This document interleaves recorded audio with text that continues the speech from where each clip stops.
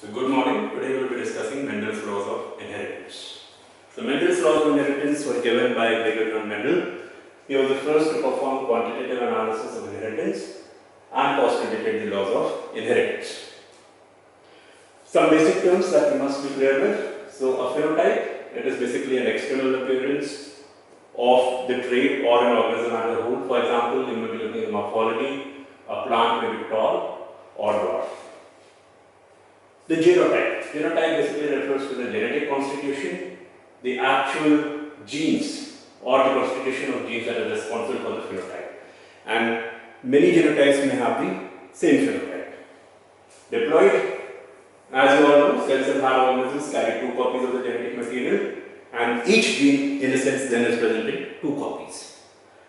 Alleles or factors are defined as variant forms of the same gene present at the same locus on homologous chromosomes in diploid organisms. So alleles, as I said, these are variant forms of the same gene, and each of these variant forms is responsible for a contrasting trait. So generally there are 2 alleles, of which one is dominant, that is, a single copy of this allele is enough to give you the phenotype, while the other one is called recessive, which has to be essentially present in 2 copies if the phenotype is to be shown. For example, in pea plant, and we are considering plant height, so capital P represents the dominant allele, that is, capital T, or capital T and small t will give you a phenotype of tallness, and small t and small t together will give you a phenotype of dwarfness. So this is here, so this is homozygous dominant, both alleles of the same type and of the dominant type, so this is called homozygous dominant, this gives you tall. This is the heterozygous individual where one is the dominant allele, the other copy is of the recessive allele, but still the phenotype is tall because one copy of the dominant allele is enough to give you the phenotype. And then you have small t together. This is homozygous recessive, and this results in dwarfness. The model that Mendel chose was bisynsatival, and there are several reasons for it. There were several observable alternative forms for the trait, which we'll see in the next slide. Then the plant is self-pollinated, but it can also be cross-pollinated, which is important for experimentation. And then it has 7 traits which differ very clearly with each other and could be utilized. These are the 7 traits. For our purpose, we'll be using plant height, where we have the trait tall, and this is a contrasting trait dwarf. Likewise, seed color, yellow, contrasting trait green, seed shape, round, contrasting trait wrinkled. Basic experimental procedure. So what Mendel did was first take pure breeding plants of contrasting traits. Pure breeding means that every time you self them, you will get the same trait again. So for example here, you are crossing a pure homozygous tall with a pure homozygous recessive, bringing the 2 traits together and observing raising the first filial generation. So these are the parental generations or P1, and what you get, or the offspring that you get from this cross, are known as the first filial generation or F1. And then he self the F1 plants to raise what is known as the F2 or second filial generation. So this is the typical experimental plan that Mendel followed for all his experiments. So here it is, you have a parental generation, one is pure tall, the other is pure dwarf, and then you cross them together, you get the first filial generation, and what you observe is that there are all tall plants. So no dwarf is observed in the first filial generation.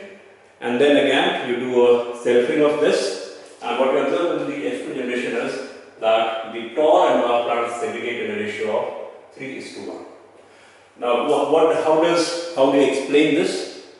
So Mendel's findings, first, F1 resembles only one of the parents.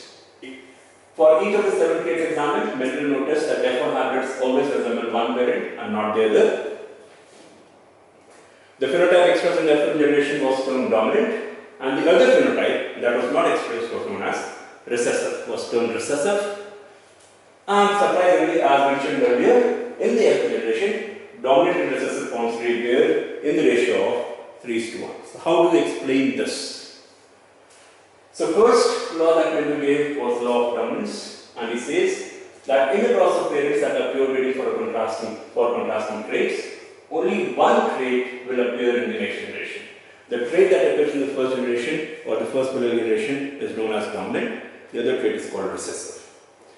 Then he gave a second law based on this monohybrid cross itself, and basically what, as mentioned earlier, it was observed that in F2 generation, dominant and recessive forms reappear in the ratio of 3:1, and this is explained by the law of segregation. So what happens is, so here is a flower plant here, this is a dwarf plant, this is a F1 generation, this is forming only one type of allele, this is a gamete which carries the T allele, then this forms only one type of gamete which carries the small T allele. During fertilization they come together forming the F1 heterozygote, so this is the heterozygous individual with the phenotype of top. And then this is crossed again to get the F2 generation where they segregate into 3:1 ratio. So how does that happen? So this happens like this here.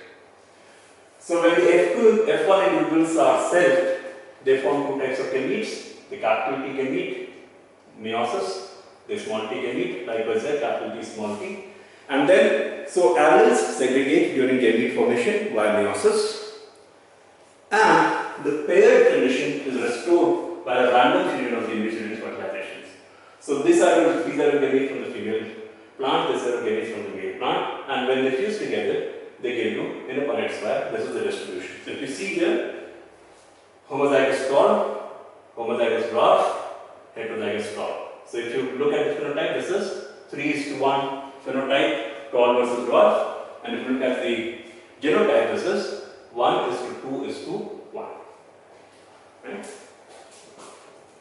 So that's it.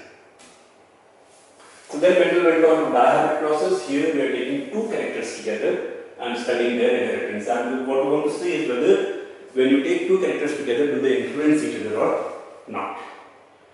So here what I have taken is yellow round, what Mendel proposed yellow round, this is homozygous dominant, versus green wrinkle, this is homozygous recessive.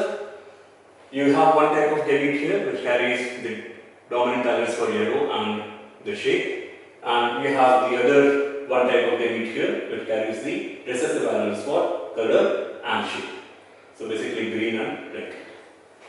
And then you freeze your F1, the two come together giving you heterozygous yellow round. Right? And then these are selfed again. When this meiosis takes place, there are four possible gametes that form. So you have one segregation where capital Y and capital R come together, you have another segregation, capital Y small r coming together, small y capital R coming together, and small y small r coming together. So this is the gametes that are formed, and then they are selfed. So when you self them and put them into a Punnett square, this is the distribution that you get. Very clearly, if you look at the phenotypic ratio, you have 9 yellow round.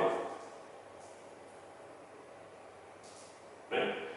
Then you have one green wrinkle, and you have two new combinations. This is basically your yellow wrinkle and green round. So yellow wrinkle is here, here, and here, and green round is here, here, and here. This is green round.